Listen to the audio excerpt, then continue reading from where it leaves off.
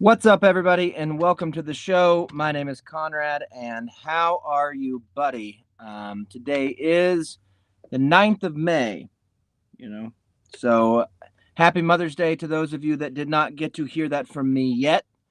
You may not be my mother, but you had a day yesterday, and people were supposed to celebrate you, so I told my mother, Happy Mother's Day.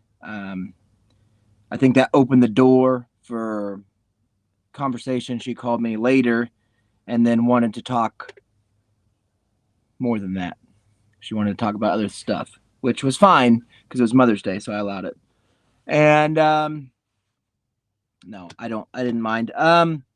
Anyways, thank you guys for listening and watching to all the shows that we do. We just had a great episode of the OK Taco Show that we released today on Patreon and on iTunes and Spotify. So if you guys want to follow along with the journey of the OK Taco Show, you just have to download a podcast app, whether it be Spotify or iTunes or Patreon, and search for Conradio, because on Conradio, all of this stuff is available there, whether it be the OK Taco Show and the bonus shows, or those guys from Wichita, or the shed shows when I'm sitting out here in the shed and just talking to you one-on-one. All of these are available there on Patreon at Conradio or anywhere else at Conradio. So consider subscribing and reviewing and sharing and all that stuff that you guys can do to help grow this small business, this really small business, but it's still a business. So we got in late last night, Shannon and I. We were working my sisters, both of my sisters, or two of the four, graduated, one from college, one from high school. And so we were working their graduation party on Sunday, and then we drove back to Oklahoma, which with the taco truck takes 3.5, 4 hours or so. And so we got back in late, and said, all right, dude, I'll see you later. And I got home, and of course, I was wondering, I didn't know if my wife would be up or not. I mean, it was like 12:30, but she was sleeping, which is smart, or she was trying to. She's got a sunburn pretty bad on her back, that she said that she didn't seem to sleep good. I didn't want to say that I knew, because she was definitely like talking in her sleep and moving around, and she got up quite a few times, which was strange. But it was a strange evening because when I dropped, and I don't know what it is. I think that there's possibly another COVID coming, like another. It doesn't have to be called COVID. It can be called whatever you want. Another pandemic is coming, and you know it because of animals mostly. I seen a horse that had it looked like it was scratching its back on a high wire. When you see a telephone pole and it's got the cables that hold, I guess, that go into the ground. I don't know what they're there for, but that horse was trying to commit suicide on these telephone pole wires that were going into the ground. And I seen last night, I dropped Shannon off in the red truck, and I got into my truck that has a topper on it. And when I got into my town down here, I was right by, see where I live, on the flat that I live in is like 3 blocks. I have to go 3 blocks to the north from Main Street. And there's a good road there that I pass every time I come home. And usually there's nothing on it. But yesterday there was a fox at midnight. There was I thought it was a cat.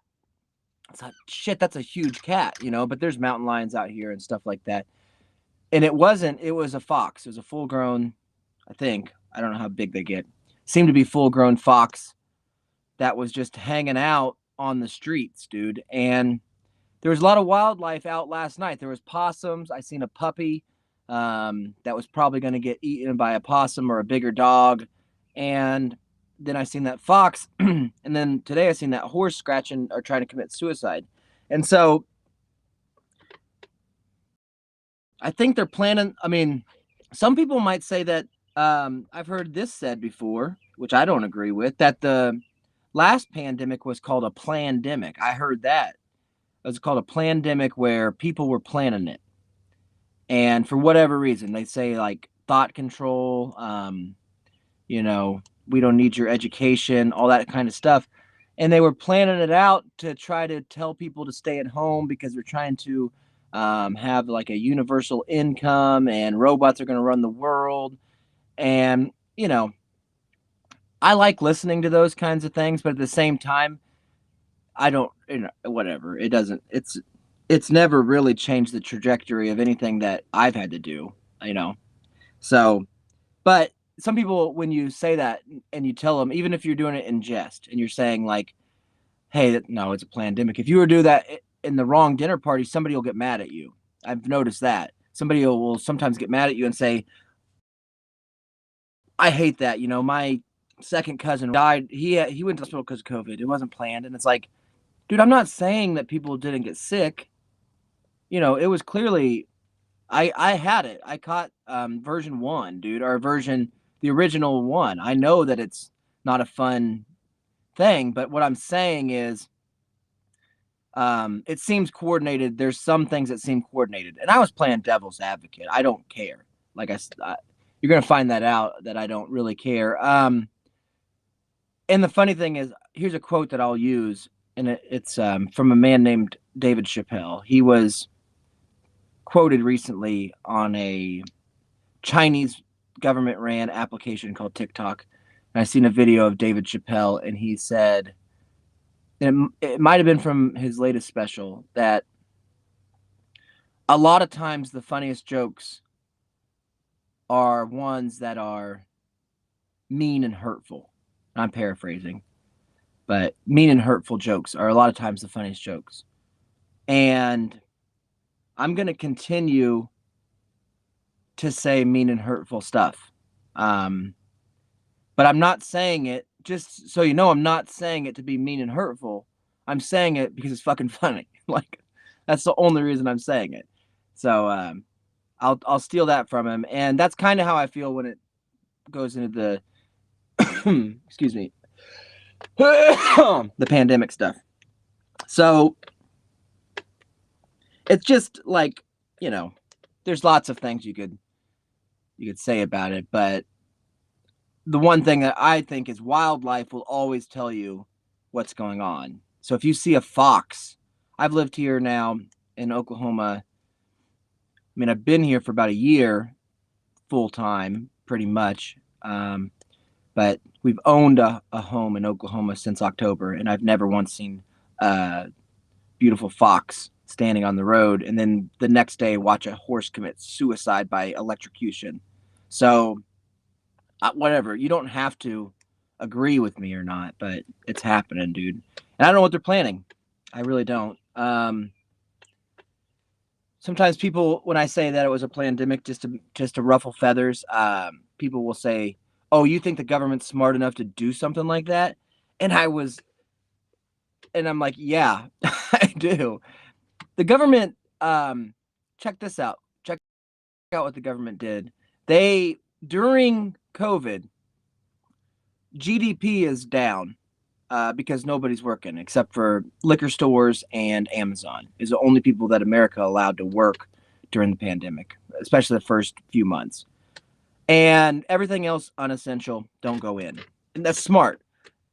But they're making no fucking money as a country, yet they figured out a way to give every person, whether they're born here, have a house here, how many houses they gave everybody a damn check for like $2,000 during this. So, and they don't even have any money. They're trillions of dollars in debt.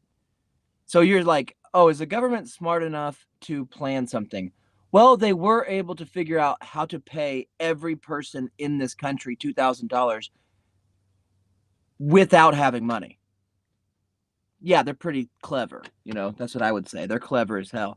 But I didn't come here to talk about that kind of garbage. That is boring. That is a boring stuff. So I will move on. It's going to be a short show. I have charcoal burning on the grill.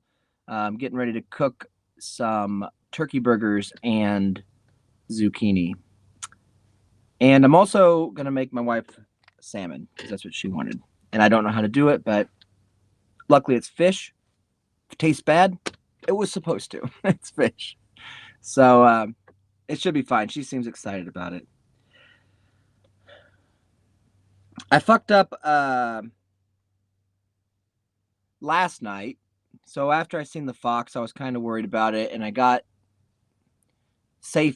home, and my wife was asleep, so I went in there and did like subliminal messages for probably 20 minutes or so. It's just kind of if you've been married for a long time, you know what I'm talking about. Like when your spouse is sleeping, you go into the room and you be as soothing, almost like a meditation playlist or something. You be as soothing with your oration to not disturb their sleep, but you subliminally try to work your way into their subconscious to where maybe some of your wishes they feel like they came up with. So like if my wife's sleeping and I know it's a good sleep because there's a good snore going on or something, I will just go in there and I'll just try to be like, you love it when you're rubbing my back, it's really erotic for you, and I'll just repeat that over and over again. And I'm not trying to wake her up. I'm just trying to make that be part of her mind. It's how I taught her Spanish. And so it works. She bought a bunch of shit from Mexico recently, so I know it works. And it hasn't worked on the erotic side yet, but it just takes more time to do that. So anyways, I didn't want to disturb her after that session, but we have a TV in our bedroom. It's very small. A lot of people, sometimes homeless people, come and laugh at it. That's how small it is. And it's on the wall like a jackass. And I thought, well, this is great. I've been gone since, I don't think I've slept in my bed since last Wednesday. And I have this really terrific mat that has needles all over it, kind of. And it's an acupuncture mat. That's what they're called. And I was like, great, I'm going to go get myself a drink, mix myself up a little Crystal Light and Viaca, buddy, the good stuff, that $7 bottle, and laid down next to my beautiful restless child bride with her sunburn and turned on the TV, dude. I was just going to lay there and soak in that acupuncture and get a drink and kind of decompress from the long travel weekend that we had just had with the OK Taco Company. And I was like, well, what do I want to watch?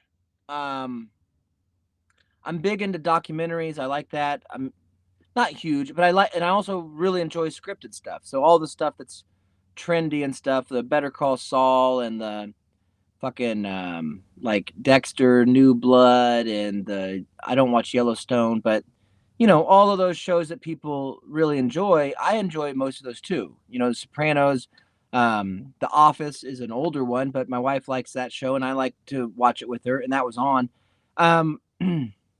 But I wanted something that I could share with you guys because sometimes I feel like I enjoy those shows, so there's not anything to make fun of. If I'm going to come in here and talk about It's Always Sunny in Philadelphia, it would just be me really happy that show exists and all the things I like about it. So I wanted to pick something. Sometimes documentaries will do that, where it'll spark a creative idea in your mind, and you'll be like, holy shit, you can actually control a person's mind and have them get a tattoo of whatever you want on their butt or something, and they'll do it because they think they're going to go to heaven. Like, that's crazy. And it makes you want to be a guru and all that kind of shit.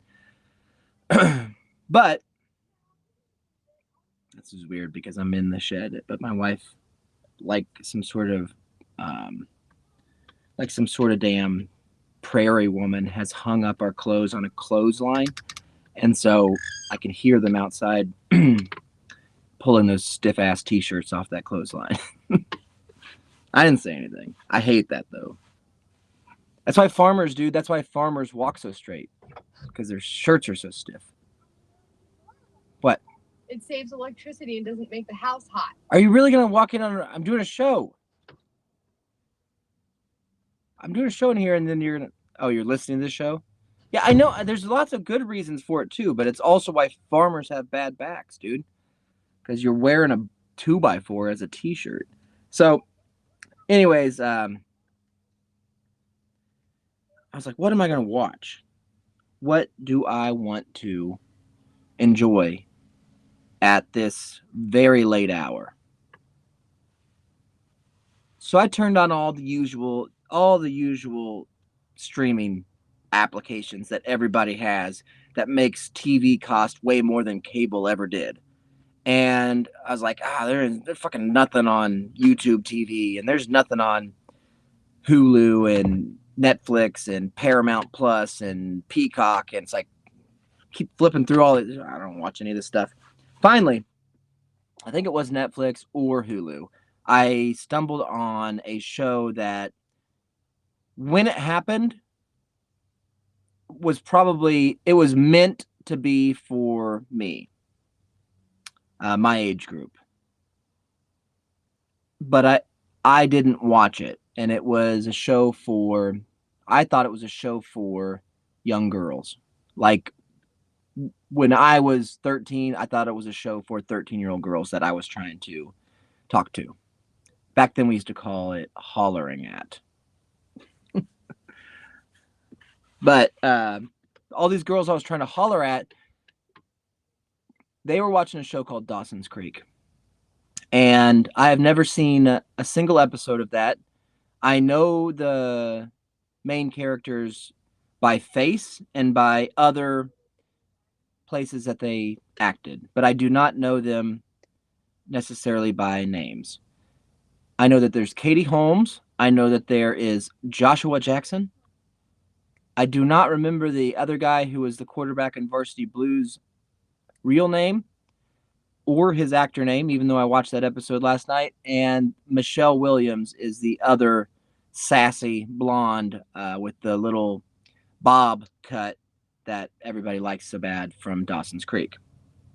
Okay, so I thought this would be great. I will watch an episode of Dawson's Creek, and then I will bring what I experienced to you guys. And that's what I've done. I took a few notes about this episode. So if you want to know what I'm talking about exactly, you need to watch season 3, episode 4 of Dawson's Creek. What happens in this episode is the blonde-haired guy that used to date Katie Holmes is now... I guess I don't know. I've never seen the fucking show. So a lot of the stuff that they're talking about in season 3, episode 4 has to do with shit that happened in the first 2-3 seasons. You know what I mean? So I don't know what the fuck they're referencing, but apparently this blonde-haired guy is always been an artist, and he wanted to be like a filmmaker and do his own shows, his own stuff that comes from his imagination, not real stuff. Well, he gets this opportunity from his mother. Like, if you're just jumping into this show, why don't you live with your mom? But he doesn't live with his mom, so his mother works at some sort of TV station that's going to air a documentary that Dawson, I guess, is going to make about a gay football player at his high school. And you're talking, I don't know what year this is, 2000, maybe year 2000, 1999. So being a gay football player in 1999 is wildly different than what it is now. I think every football player now is required to be, like in high school, you got to be bisexual at least.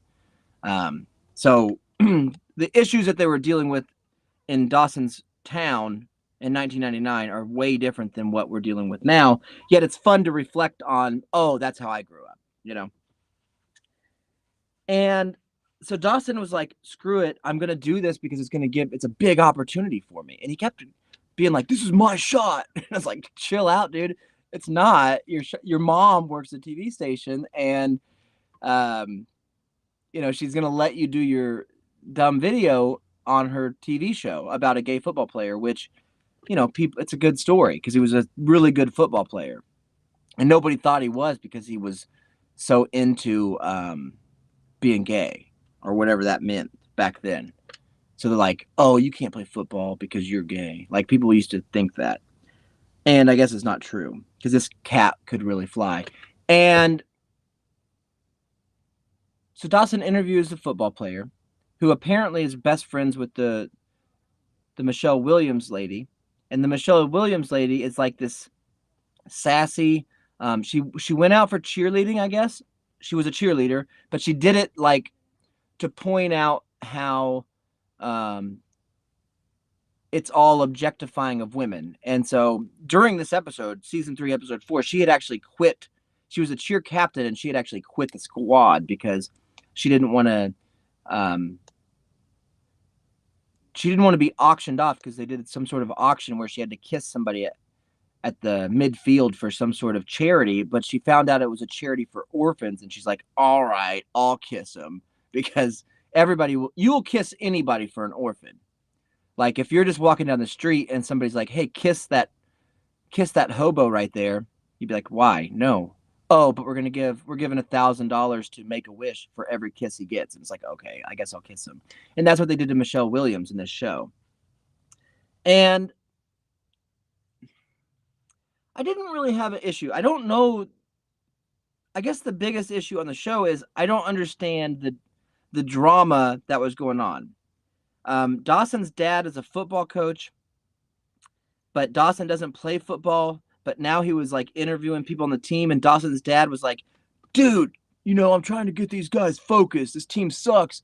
And, that gay guy, he's the only good player, and stop doing this. And Dawson's like, this is my opportunity, Dad, and I watched you have sex. It's like, what? It was really wild, dude. But every time they have this interaction, which it's conflict the whole time. So anytime there's two people talking, they just bicker. And then what happens is like a Alanis Morissette song comes on to set up the next scene. So it's like, fuck you, Dad. I'm so mad that you're sometimes I want to be the boy. Sometimes I'm allowed to be a kid and you're supposed to be my dad. In the eyes of an angel. I'm like, Jesus Christ, this Dawson's Creek gets real, dude. And they do. They go raw with it. And so that was the episode, dude. And it was a big rivalry game, but Dawson decided to release the documentary, and he got all this publicity on the game. And now the other team, there's like 13 people in the stands, and the other team was like, oh, no, we're not going to let some gay guy beat us. And so at halftime, the team, Dawson's dad's team, is down 21-0 at halftime. They can't move the ball. The gay guy is just getting his ass kicked by all these people. They're targeting him pretty bad. And Dawson's like, I have an idea. And so his dad's trying to give a pep talk to these guys at halftime as the coach of the football team. Dawson walks in and he's like, I'm Dawson. And by the way, here's what we should do. And his big plan was, we're going to wipe mud on our numbers so they don't know which one is the gay. And then they all painted their faces with makeup to look like a bunch of David Bowies out there playing football. And that worked. Like they ended up winning the game is what I mean by it worked. They were like, after halftime, the other team was like, oh my God, I can't tell that your number is 81 anymore because there's a little bit of mud on it. So I don't know. Are you really the gay guy I was hitting the first half?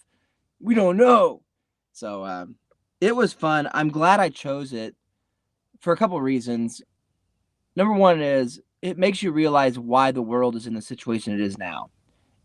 It's the fact that the people who are now making decisions for the world watched Dawson's Creek.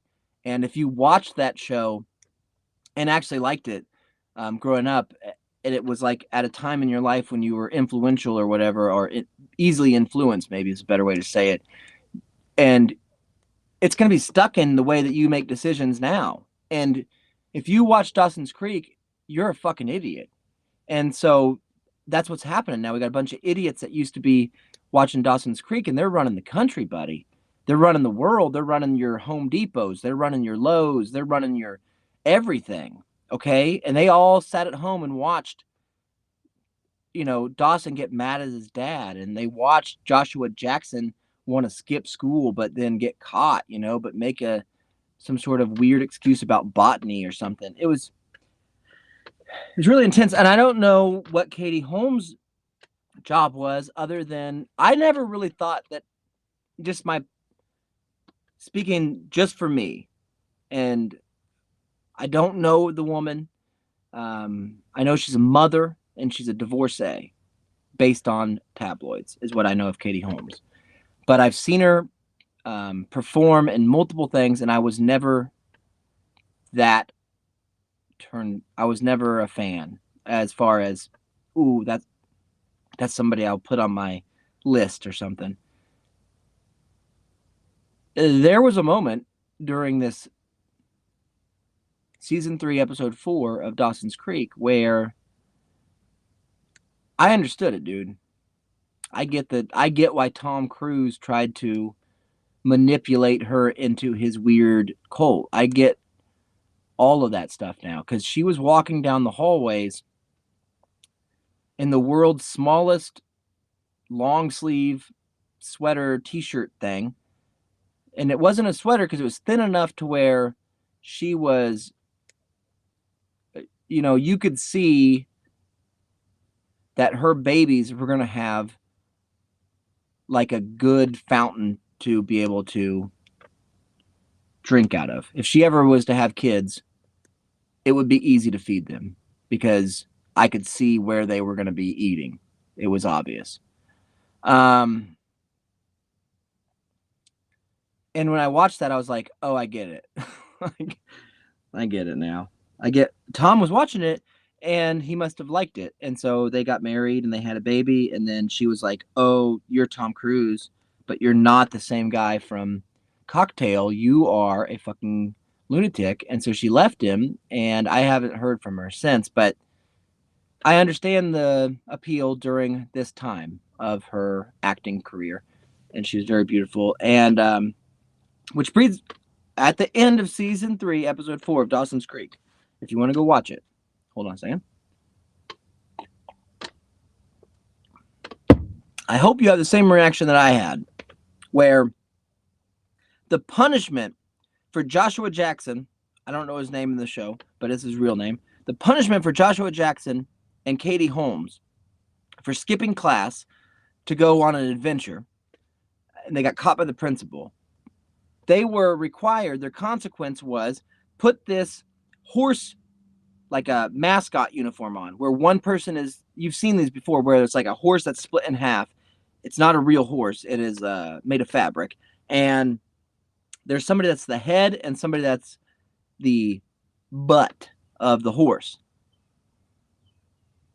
Well, this was their consequence. The principal was laughing, ha ha ha ha.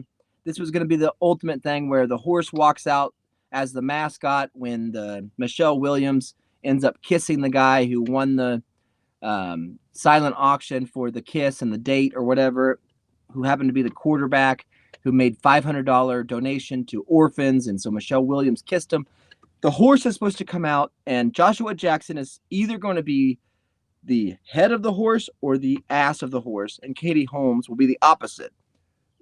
Well, they bickered when they opened this box of fabric horse.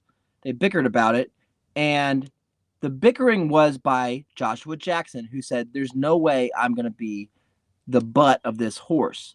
Because in that scenario, what he's referring to is, if you are going to be a 2-person costumed horse, the person that is playing the rear of that horse technically has to human centipede themselves into this situation, meaning they have to put their face in a real person's butt inside the costume. They have to grab the hips, and they have to, keep a hold of the hips as the front of the horse leads the way.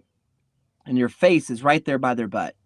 And the fact that there would ever be an argument onto whether or not you are the person that is if Katie Holmes is at that stage of her career, if Katie Holmes is ever the person who has to be in a horse costume with you, whether you are male, whether you are female, whether you are gay or straight, you are always going to be and should want to be the backside of that horse.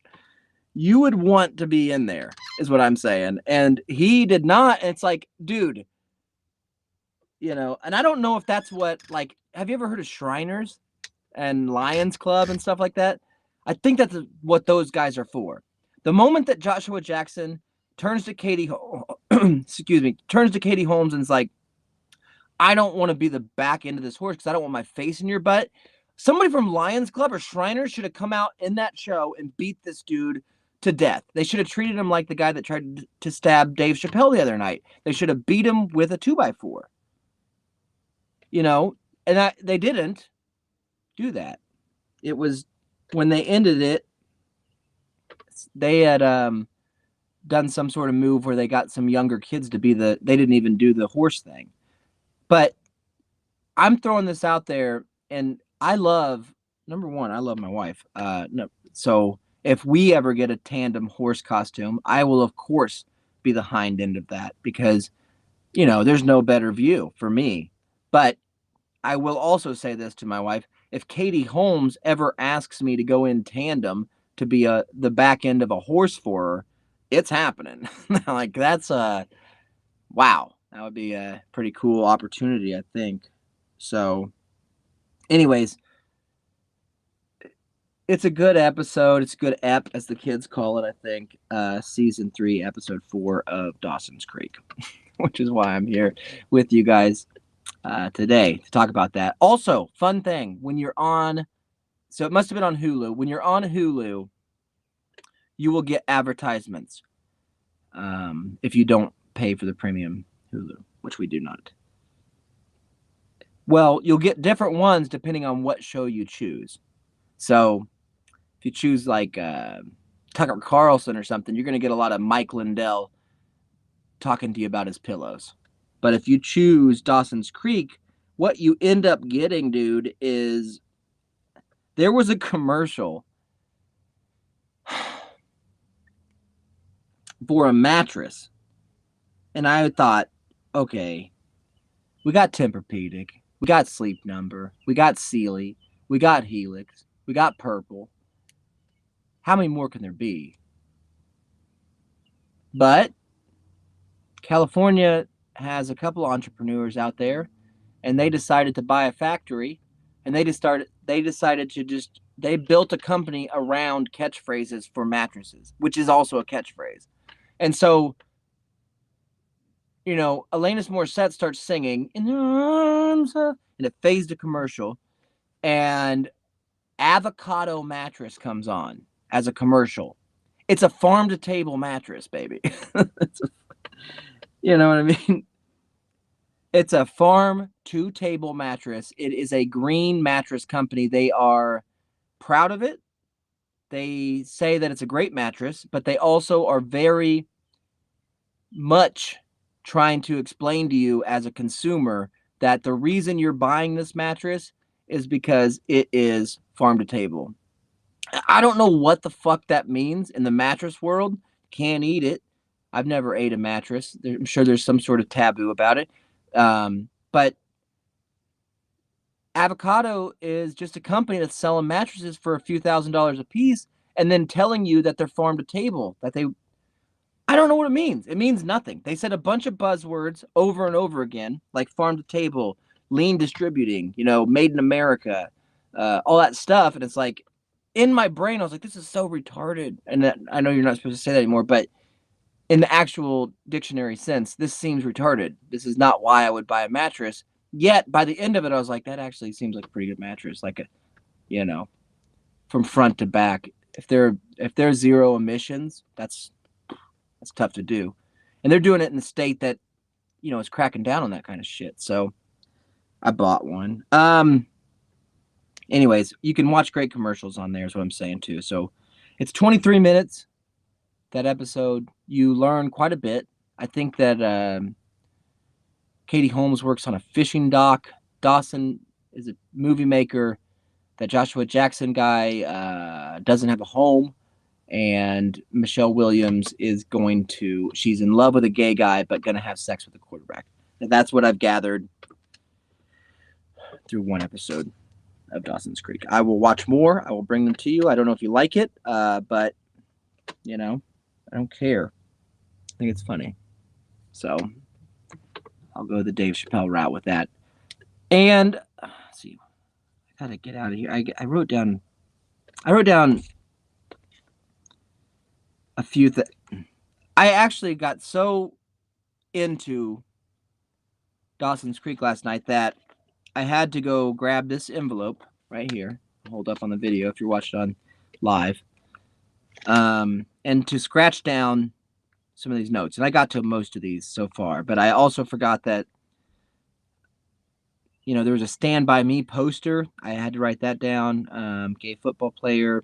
Oh, another shopping commercial that you will see often for shows like this is there is a black woman that knows that it's springtime. I don't know where she lives, but somebody has alerted her that it is springtime for her.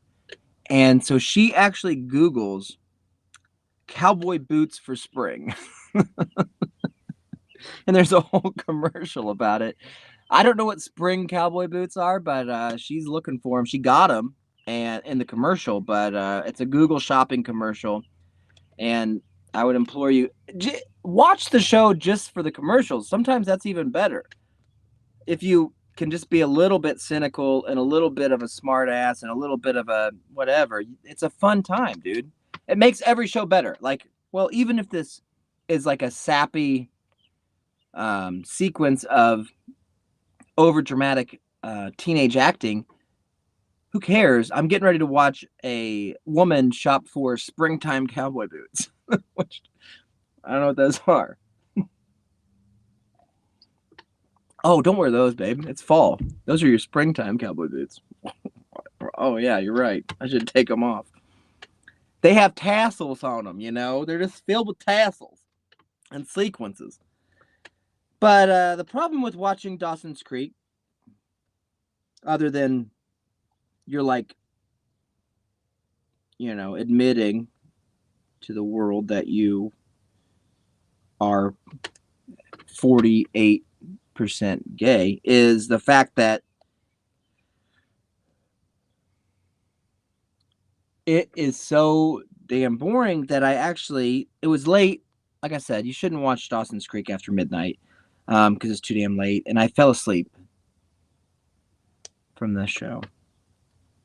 And that's fine, except for I was holding that drink I was talking about earlier. I fell asleep.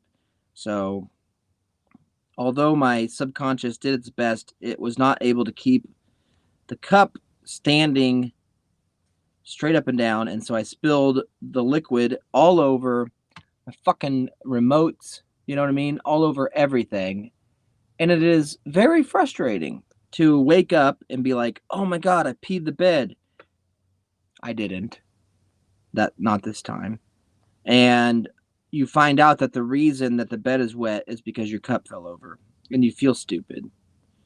And it poured all over remotes. Like, we put a bunch of money. We usually like to sleep with a bunch of money in between us. So it got the money all wet. And so I had like $18 that were soaking wet and a remote that's useless. So I put it in a bunch of Uncle Ben's rice. I'm hoping that it comes to. But that's the punishment. There's always a consequence, buddy. We talked about it on the OK Taco Show. You think that the Golden Boy is striking. You think that, I just watched the greatest episode ever of Dawson's Creek. And what happens is you go to sleep and it's right there. The consequence is there. You fucked up and your remote is ruined. And that's what you get for watching that show, dude. That's how it feels. So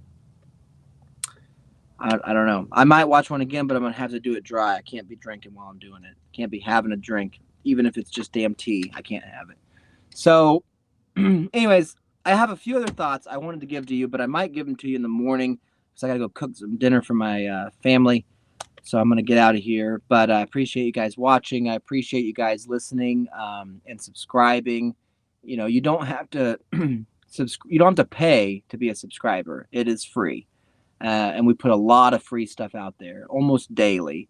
But in addition to that, if you want to support what we're doing, I implore you to look into trying to support our Patreon. That'd be great. So, anyways, thank you guys for listening on Podbean Live. And thank you so much for watching me on YouTube and Facebook and Twitch and all the other places that we're streaming live.